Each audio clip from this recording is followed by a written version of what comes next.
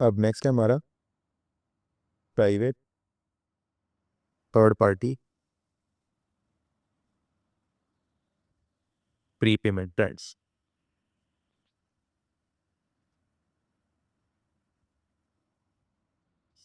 तो इसमें क्या होता है, इसमें जो पेमेंट होती है वो बेनिफिशियरी नहीं करता।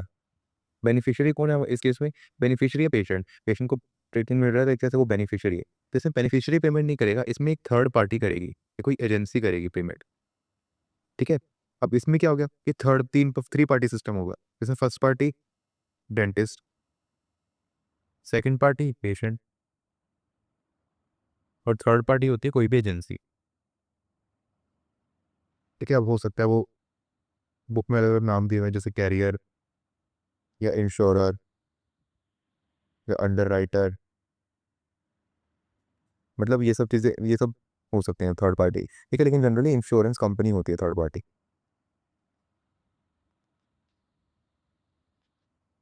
इंश्योरेंस कंपनी जो है वो पहले डेंटल केयर को ज़्यादा मतलब कंसीडर करती नहीं थी कि वो इंश्योरेबल है, क्योंकि dental care was not considered insurable earlier.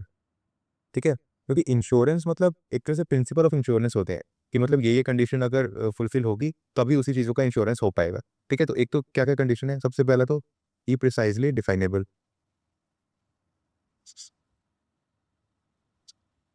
फिर उसके बाद मेजर लॉस होना चाहिए। फिर उसके बाद इनफ्रीक्वेंट होना चाहिए वो, और अनवांटेड नेचर का होना चाहिए। और फिर उसके बाद beyond the control of individual.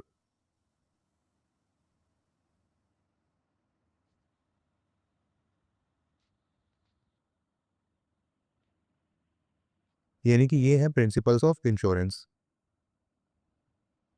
अगर ये प्रिंसिपल्स फॉलो होंगे, किस चीज़ के लिए फॉलो होंगे, उस चीज़ का इंश्योरेंस हो सकता है। ठीक है, तो डेंटल केयर जो है उसमें प्रिंसिपल सारे फॉलो नहीं होते। ठीक है, इनफ्रीक्वेंट नहीं होता, मतलब किसी को डेंटल केयरीज हो गई तो डेंटल केयरीज बार बार हो सकती है, फ्रीक्वेंटली हो सकती है, तो एक तरह से इनफ्रीक्वेंट नहीं है। ठीक है। फिर मेजर लॉस, अब टूथ लॉस हो गया तो बहुत ज़्यादा मेजर लॉस नहीं है पेशेंट के लिए। ठीक है, तो वो एक तरह से इंश्योरेंस की कैटेगरी में नहीं है, प्रिंसिपल को वॉयलेट कर रहे हैं। ठीक है, beyond the control of individual, अब मान लो किसी एक्सीडेंट हो जाता है, ठीक है, तो वो तो obviously beyond the control of individual है, एक्सीडेंट तो हो सकता है। ठीक है, लेकिन मान लो डेंटल केयरीज है, वो तो पेशेंट अगर अपनी हैबिट्स ठीक करेगा तो उस कंट्रोल में ही है ना। तो एक तरह से डेंटल केयर को पहले इंश्योरेंस कंपनी मानती थी, ये मानती थी कि वो अनइंश्योरेबल है। ठीक है, लेकिन अब इंश्योरेंस कंपनी ने तरीके ढूंढ लिए ताकि डेंटल इंश्योरेंस को भी वो एक तरह से बढ़ा पाए। ठीक है, तो वो तरीके क्या है? सबसे पहला है have patient share the cost. यानी कि मान लो कुछ परसेंटेज ऑफ जो ट्रीटमेंट कॉस्ट है उसका कुछ परसेंटेज पेशेंट देगा और कुछ परसेंटेज इंश्योरेंस कंपनी दे देगी। दूसरा मेथड है limit the range of services. यानी कि डेंटल में सिर्फ उन्हीं सर्विसेज को मतलब एक तरह से अवेलेबल करवाया जाए जो बहुत ज़्यादा, जिसमें मेजर लॉस होता हो, मान लो कार्सिनोमा वगैरह है, ओरल कैंसर वगैरह है, वो इस केस में। फिर उसके बाद offering services only two groups.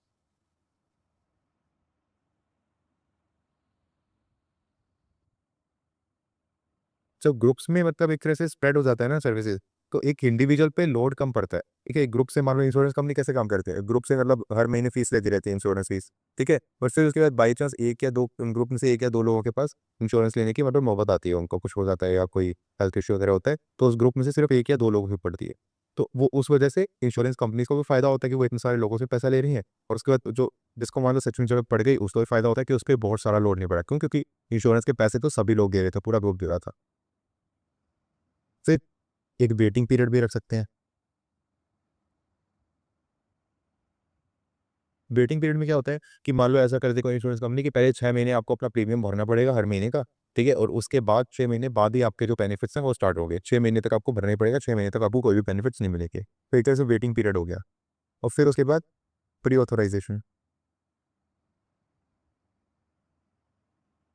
Pre authorisation में ये होता है कि मान लो कोई पेशेंट गया डेंटिस्ट के पास और डेंटिस्ट ने उसको ट्रीटमेंट प्लान बना के दे दिया। ठीक है, अब तो इंश्योरेंस कंपनी जो है वो ट्रीटमेंट प्लान को चेक करेगी कि वो सही है पेशेंट के लिए या नहीं है। ठीक है, अगर मान लो वो सही नहीं होता, कई बार माल प्रैक्टिस जैसे होती है कि इसमें डेंटिस्ट कुछ भी ट्रीटमेंट प्लान बना के देता है और पेशेंट अपना इंश्योरेंस क्लेम कर लेता है, और कुछ पैसे डेंटिस्ट को मिल जाते हैं, कुछ पैसे पेशेंट को मिल जाते हैं। तो एक तरह से वो माल प्रैक्टिस हो गई। ठीक है, तो उसको रोकने के लिए इंश्योरेंस कंपनी प्री ऑथराइजेशन कर सकती है। और इसके अलावा एनुअल एक्सपेंडिचर लिमिट्स भी रख सकती हैं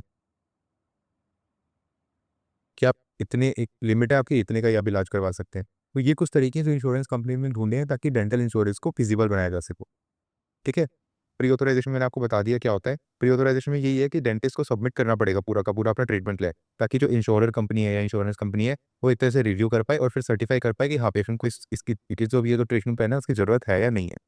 ठीक है। अब different types of payment offered by the insurer, ये देखते हैं। डिफरेंट टाइप्स ऑफ पेमेंट, यानी किस किस तरह की पेमेंट इंश्योरेंस कंपनी प्रोवाइड करती है। ऑफर्ड बाय इंश्योरर, इसमें क्या आएगा, एक तो होता है डिडक्टिबल। डिडक्टिबल में क्या है, एक तरह से वही वेटिंग पीरियड वाला टाइम है कि 6 महीने आप अपना प्रीमियम भरो, उसके बाद ही आपको ट्रीटमेंट के बेनिफिट मिलेंगे, जो भी आपके इंश्योरेंस कंपनी जो बेनिफिट दे रही है वो आपको बेनिफिट मिले। वो इसमें क्या होता है, एक फ्लैट सम भरवा लिया जाता है पेशेंट से पहले ही। ठीक है। Post for the cost of treatment और बेनिफिट्स हैं उसके बाद शुरू होता हो। ये तो एक तरह से वो फ्रंट एंड पेमेंट हो गई। फ्रंट एंड एक पेमेंट। फिर दूसरा है को इंश्योरेंस। को इंश्योरेंस में क्या होता है, को इंश्योरेंस में ये होता है कि भाई पेशेंट एक परसेंटेज पे करता है टोटल कॉस्ट ऑफ ट्रीटमेंट, और उसके बाद इंश्योरेंस कंपनी जो है वो भी कुछ परसेंटेज मतलब एक तरह से वो देती है। ठीक है। तो इससे क्या होता है, प्रीमियम वगैरह कम हो जाता है काफ़ी, तो पेशेंट को भरने पड़े। अब मान लो कोई भी ट्रीटमेंट प्लान है जिसमें पेशेंट को हमारा 20% भरना पड़ रहा है और इंश्योरेंस कंपनी को 80% भरना पड़ता है, तो ये आ गया को इंश्योरेंस के अंडर। फिर होता है ग्रुप इंश्योरेंस।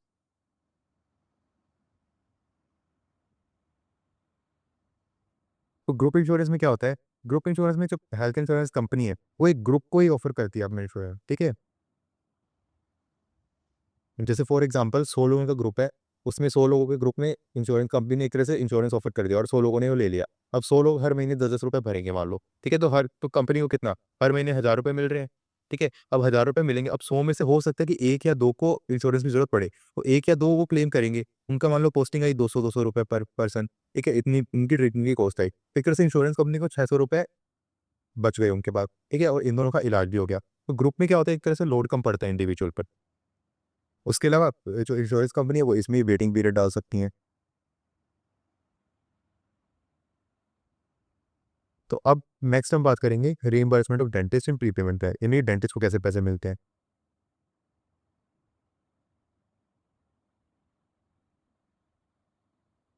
तो इसमें एक यूसीआर फीस का कॉन्सेप्ट है। यूसीआर फीस क्या होता है, यूसीआर में यू स्टैंड करता है यूजुअल फीस के लिए।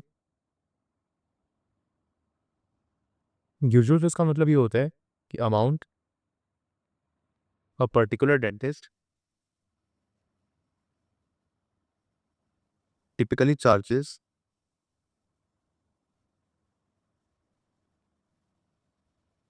their private patient for a service. मतलब जो भी फीस जो डेंटिस्ट चार्ज करता है अपने पेशेंट को पूरा सर्विस, वो होती है यूजुअल फीस। जैसे फॉर एग्जांपल मान लो टूथ क्लीनिंग की फीस 1000 रुपए है, वो ये एक तरह से यूजुअल फीस हो गई। ठीक है।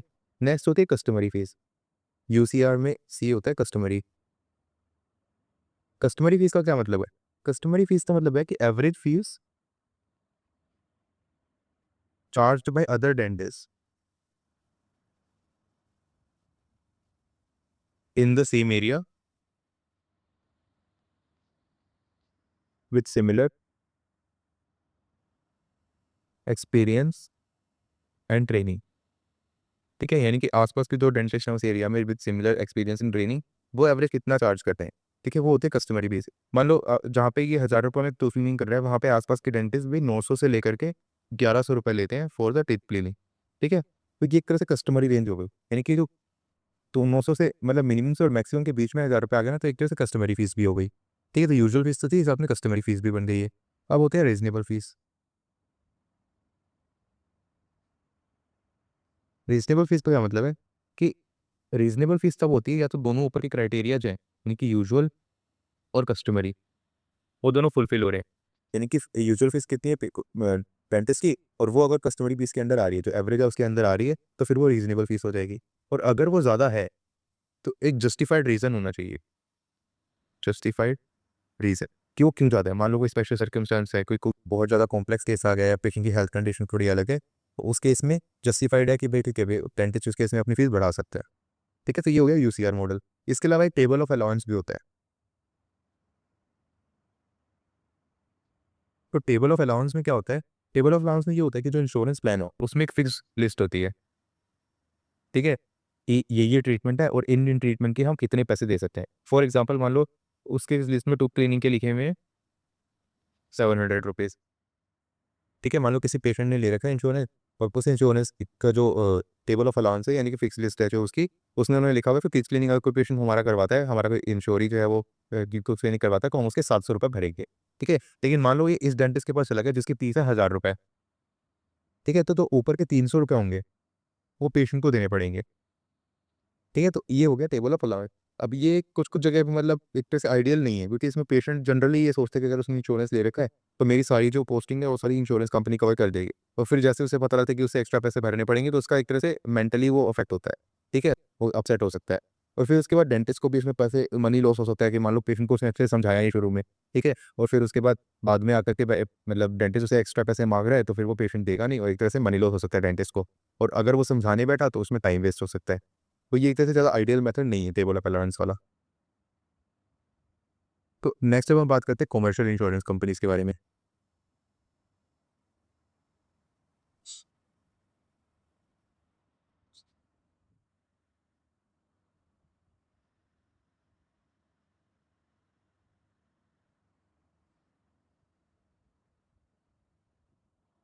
सो कमर्शियल इंश्योरेंस कंपनी की क्या कैरेक्टरिस्टिक्स होती है? सबसे फर्स्ट तो ये बहुत सेलेक्टिव ऑफरिंग देते हैं वो। ठीक है, कंपनी चूज करती है कि वो कौन से ग्रुप को अपना इंश्योरेंस देंगी और कौन से को नहीं देंगी। ठीक है, वो कोई ऑब्लिगेटेड नहीं होती कि वो सबको ऑफर करें अपनी इंश्योरेंस कंपनी, अपनी इंश्योरेंस सर्विसेज। ठीक है, फिर ये फॉर प्रॉफिट वर्क करती हैं, ऑपरेट फॉर प्रॉफिट। ठीक है, इनका मेन जो गोल है वो एक तरह पैसा कमाना नहीं होता, कोई डेंटल हेल्थ को इंप्रूव करना है कम्युनिटी लेवल, ये इनका कोई मोटिव नहीं होता। ठीक है, ना ही इनका कोई कम्युनिटी ऑब्लिगेशन रहता। No community obligation. जैसे हमारी गवर्नमेंट है तो वो ऑब्लिगेटेड है कि वो अपने सिटीजन्स को अच्छे से अच्छी हेल्थ केयर प्रोवाइड करेगी, लेकिन उन प्राइवेट कंपनीज का कोई ऑब्लिगेशन नहीं होता। ठीक है, वो कोई रिस्पॉन्सिबिलिटी भी क्लेम नहीं करती हैं। फिर उसके बाद custom reimbursement models.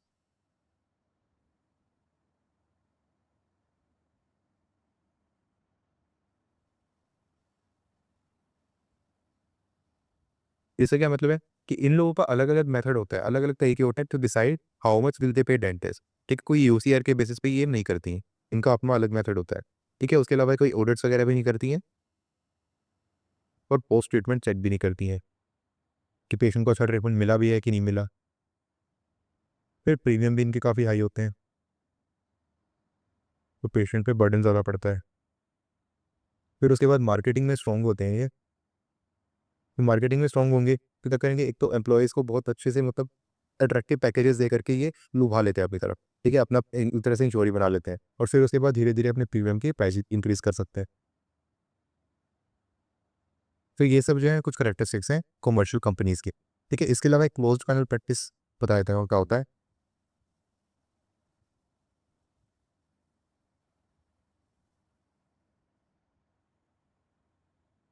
Closed panel practice में क्या होता है कि मान लो इंश्योरेंस कंपनीज वगैरह है या वैसे कुछ भी ऑर्गेनाइजेशन है, तो ऐसा कर देती है कि आप एक पेशेंट्स को अलाउ नहीं करती कि आप किसी भी अपनी मर्जी के डेंटिस्ट के पास जाओ।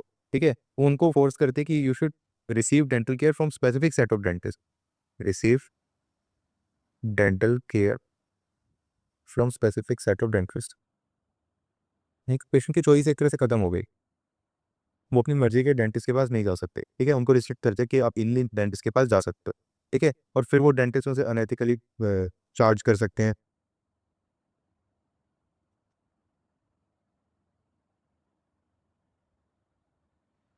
और हो सकता है कि वो इनएडिक्वेट क्वालिटी ऑफ ट्रीटमेंट भी दें।